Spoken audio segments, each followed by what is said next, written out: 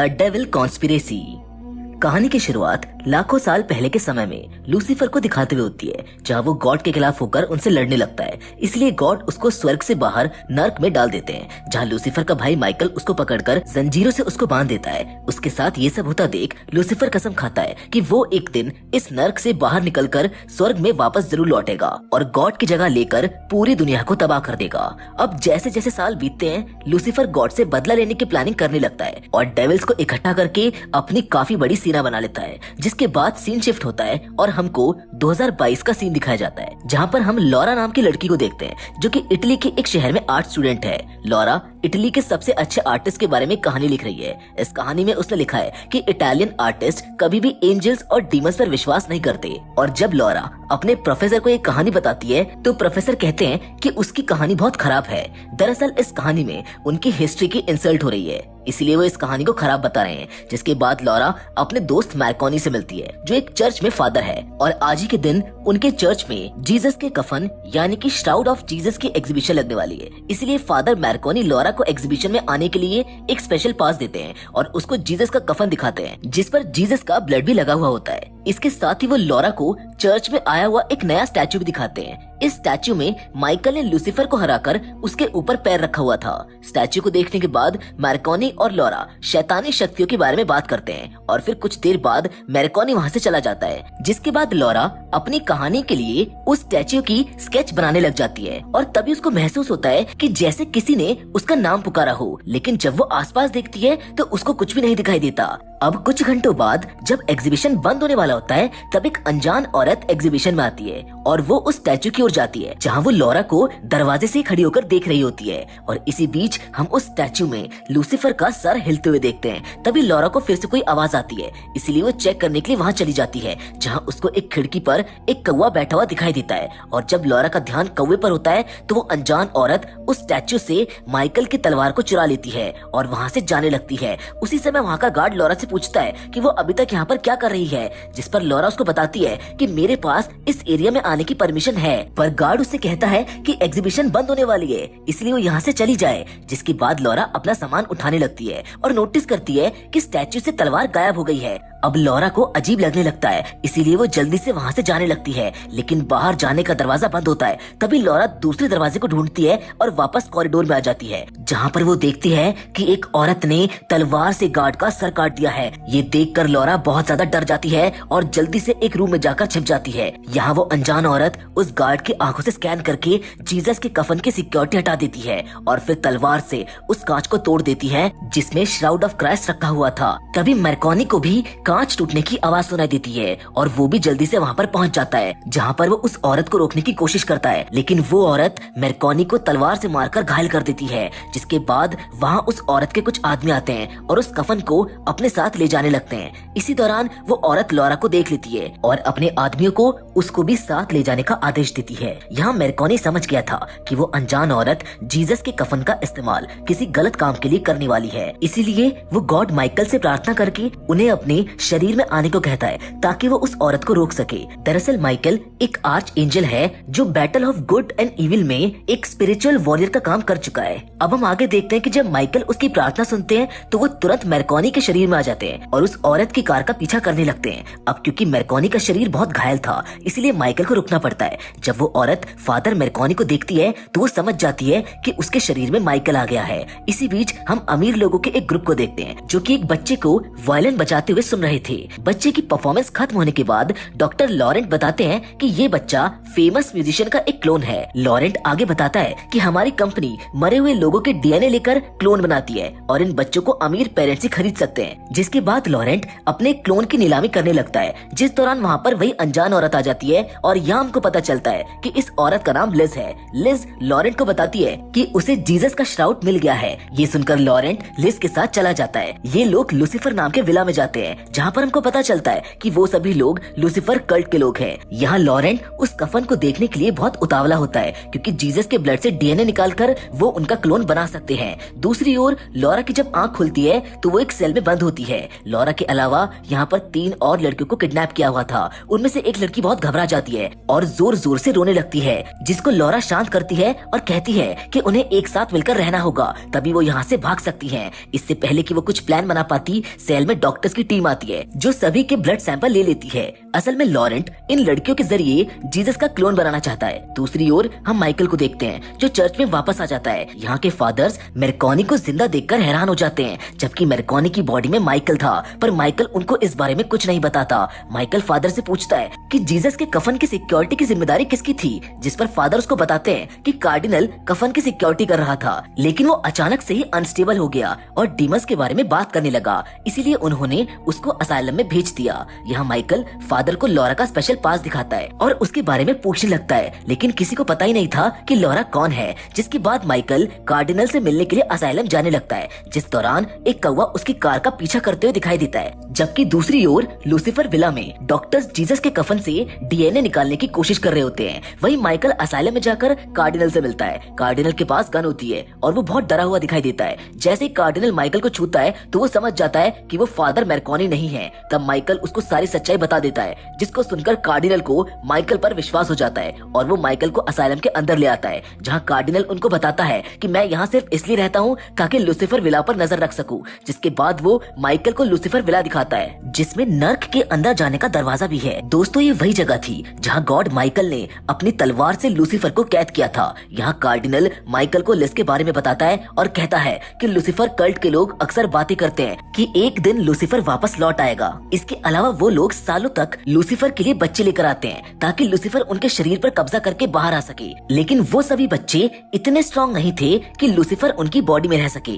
Cardinal आगे बताता है कि कल्ट के लोगों ने जीसस के कफन को इसलिए चुराया ताकि वो उसकी मदद से जीसस का क्लोन बना सके। असल में जीसस का क्लोन बहुत स्ट्रॉन्ग होगा और लूसीफर उस क्लोन के शरीर में आकर आसानी से बाहर आ सकेगा। ये सब जानने के बाद माइकल कार्डिनल से वादा करता है कि वो उनको ऐसा करने से रोक लेगा। जिसके बाद कार्डिनल माइकल को उस विला के पास ले जाता है और जैसे ही माइकल उस एरिया में पहुंचता है उसकी तलवार हिलने लगती है और ठीक उसी समय लूसीफर भी अपनी जंजीरों को खींचने लगता है और खुद को आजाद कर लेता है। जबकि उधर विला में कैद लड़कियां जंजीरों को तोड़ने का तरीका सोचती हैं और आपस में अपनी पर्सनल लाइफ के बारे में बातें करने लगती हैं। यहाँ पर हमको पता चलता है कि लॉरा के पति और उसके बच्चे का किसी ने मर्डर कर दिया था। दूसरी ओर लॉरेंट को लॉरा के ब्लड टेस्ट से पता चलता है कि उसका डीएनए जीसस के क्लोन के लिए 100% मैच हो रहा है। इसीलिए लिज लॉरेंट को प्रोसेस को आगे बढ़ाने को कहती है। जिसके बाद नर्स लॉरा को सर्जरी के लिए लेने जाती है। तब लड़कियां अपने बचाव के लिए जंजीरों का इस्तेमाल करती है, जिसको देखकर वहाँ पर और भी नर्स आ जाती है और उन लड़कियों पर हावी हो जाती है। जिसके बाद वो लॉरा के साथ साथ ब्रेंडा नाम की लड़की को भी सर्जरी के लिए ले जाती है, जहाँ डॉक्टर्स उनके पेट में जीसस के डीएनए से निकले इम्प्लांट एक्स इंजेक्ट करता है। इसी दौरान लिज खुद को एंजल बताती है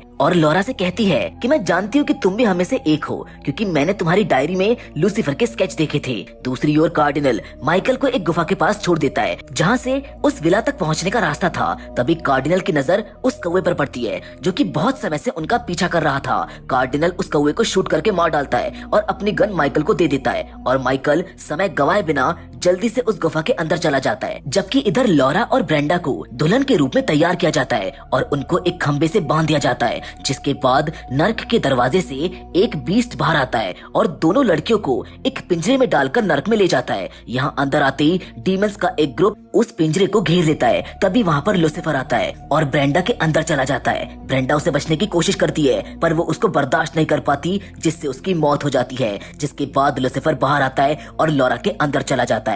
लॉरा की बॉडी बहुत स्ट्रांग होती है, इसीलिए वो लूसीफर के उस पे हावी होने के बाद भी बच जाती है। इसीलिए लूसीफर डिसाइड करता है कि जीसस का क्लोन लॉरा से ही पैदा होगा।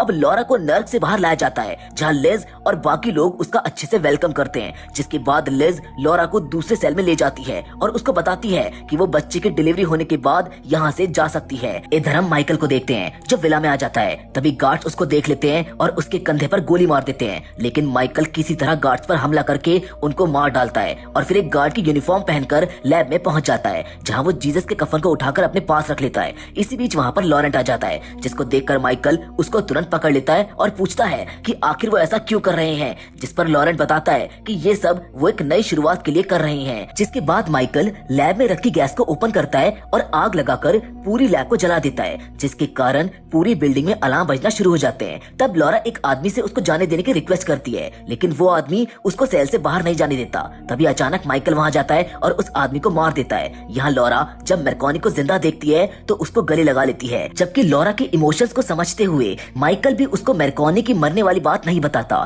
तभी माइकल को लूसीफर की आवाज आती है, जिसमें लूसीफर बताता है कि वो आजाद हो चुका है। माइकल को समझ ही नहीं आता कि लूसीफर आजाद कैसे हो गया। अब माइकल बहुत ज्यादा गुस्से में आ जाता है, जिससे लॉरा को महसूस होता है कि शायद ये भी लिस का ही आदमी है। इसीलिए लॉरा वहाँ से भाग जाती है। माइकल उसका पीछा करता है और उसको गार्ड से बचाता हुआ एक रूम में ले जाता है, जहाँ पर माइकल उसको विश्वास दिलाता है कि वो लिज का आदमी नहीं है, वो तो उसको यहाँ पर बचाने के लिए आया है। जिसके बाद वो दोनों उस गुफा से बाहर जाने लगते हैं, जिस दौरान लिज अपने आदमियों को उनके पीछे भेज देती है। लॉरा के पेट में मौजूद वो बच्चा बहुत तेजी से बढ़ रहा था, इसीलिए लॉरा को अच्छा फील नहीं होता।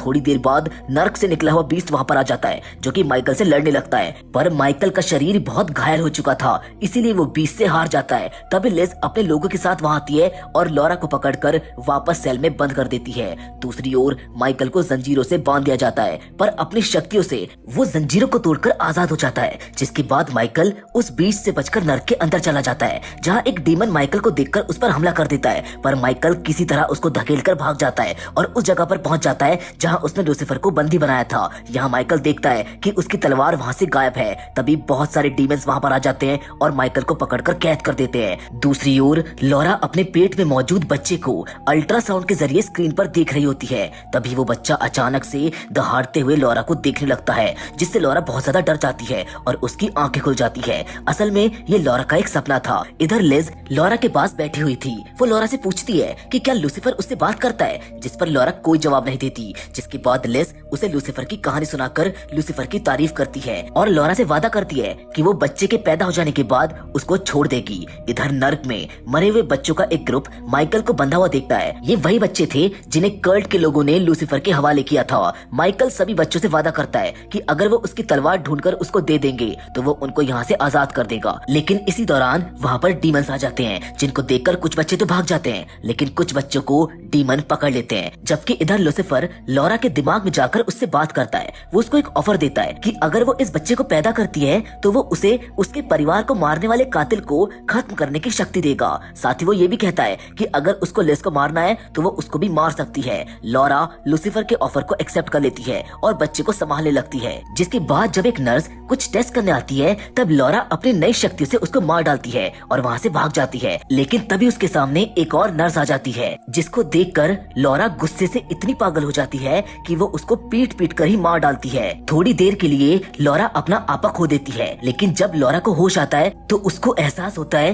कि उसने 2 लोगों को मार दिया है। वो बहुत घबरा जाती है और डिसाइड करती है कि वो लूसीफर के ऑफर को नहीं मानेगी और उस बच्चे को मार देगी। इसीलिए लूसीफर उसको इमोशनल करने की बहुत कोशिश करता है और बच्चे को मारने से रोकता है, पर लॉरा इस बार उसकी आवाज को नजरअंदाज करती है और एक रूम में जाकर क्लोरीन पी लेती है। पर लूसीफर लॉरा पर कंट्रोल करके उसको वॉमिट करवा देता है और उस बच्चे को बचा लेता है। तभी लिज वहाँ पर आ जाती है और लॉरा पर चिल्लाने लगती है। लॉरा की बॉडी में अभी भी लूसीफर होता है, जो कि अपनी पावर से उस रूम के दरवाजे को बंद कर देता है और लिज को पकड़कर उसके ऊपर वॉमिट कर देता है। असल में लूसीफर लिज को उसकी गलतियों के लिए सजा दे रहा था, क्योंकि लिज के होते हुए लॉरा उस बच्चे को मारने वाली थी। यहाँ लूसीफर लिज से कहता है कि बच्चे के पैदा होने पर सभी कर्ट के लोगों को मरना होगा। साथ ही में वो ये भी कहता है कि लॉरा और उसका बच्चा एक दूसरे से अटैच हो रहे हैं, इसीलिए बच्चे के पैदा होने के बाद लॉरा को मार देना। अब लॉरा को हीलिंग पॉट के अंदर रखा जाता है ताकि वो दोबारा से बच्चे को मारने की कोशिश ना कर सके। जिसके बाद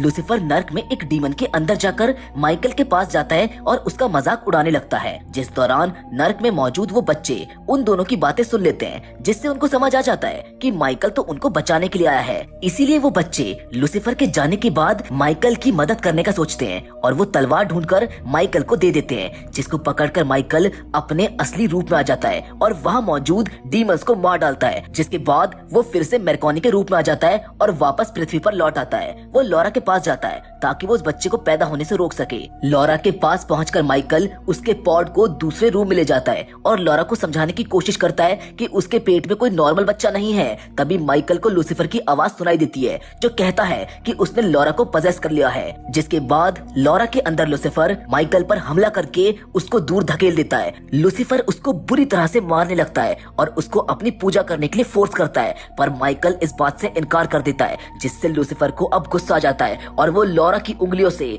माइकल की गर्दन पर वार करता है। लेकिन अभी भी माइकल हार नहीं मानता और लूसीफर से कहता है कि ये सब गॉड की मर्जी से हो रहा है। वो लूसीफर को ये भी बताने की कोशिश करता है कि अगर तुम जीसस के पवित्र शरीर में जाओगे तो जीसस तुम पर अपना कंट्रोल कर लेंगे। ये सुनकर लूसीफर को गुस्सा आ जाता है और वो माइकल को मारकर बेहोश कर देता है। तभी लिज अपने लोगों के साथ वहाँ आती है, जहाँ लूसीफर लिज से लॉरा के बच्चे को मारने को कहता है, लेकिन लिज को लगता है कि ये सब लॉरा बोल रही है, इसलिए वो बच्चे को मारने की जगह पैदा होने देती है।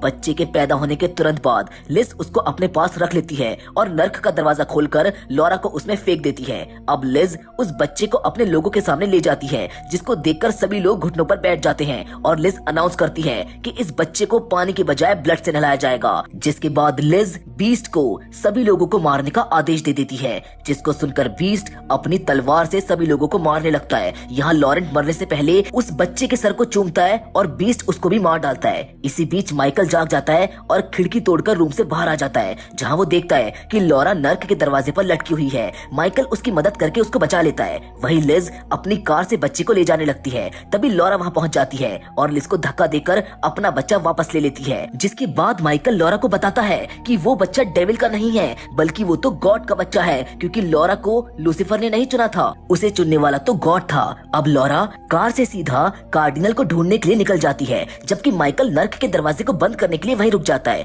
पर जैसे ही वो दरवाजा बंद करता है, वहाँ पर बीस्ट आ जाता है और फिर से उस दरवाजे को खोल देता है। लेकिन तभी वहाँ पर माइकल को कुछ बॉम्ब दिखाई देते हैं, जिनको माइकल एक्टिवेट कर देता है, जिससे वहाँ पर एक बहुत बड़ा ब्लास्ट हो जाता है और इस ब्लास्ट से विला के खत्म होने के साथ साथ नर्क का दरवाजा भी बंद हो जाता है। जिसके कुछ समय बाद कार्डिनल लॉरा और उसके बच्चे को चर्च में लेकर जाता है, जहाँ वो जीसस के कफन को वापस रख देते हैं। जबकि दूसरी ओर माइकल नर्क में जाकर उन बच्चों को आजाद कर देता है। अब कुछ साल बीत जाते हैं, जहाँ लॉरा और उसका बच्चा अब कार्डिनल के साथ उसके असाइलम में रहते हैं। लेकिन तभी एक दिन अचानक से लिज उस बच्चे को देखने के लिए असाइलम में आती है और लूसीफर को बुलाने की कोशिश करती है। और जैसे ही वो बच्चा लिज की ओर देखता है, तभी उसकी नाक से लूसीफर बाहर आते हुए दिखाई देता है। लेकिन वो बच्चा लूसीफर को वापस अपने शरीर में खींच लेता है, यानी कि गॉड ने लूसीफर को हमेशा के लिए अपने कब्जे में कर लिया है। जिसके साथ ये फिल्म यहीं पर खत्म हो जाती है। हम उम्मीद करते हैं कि द डेविल कॉन्स्पिरेसी की कहानी आपको पसंद आई होगी।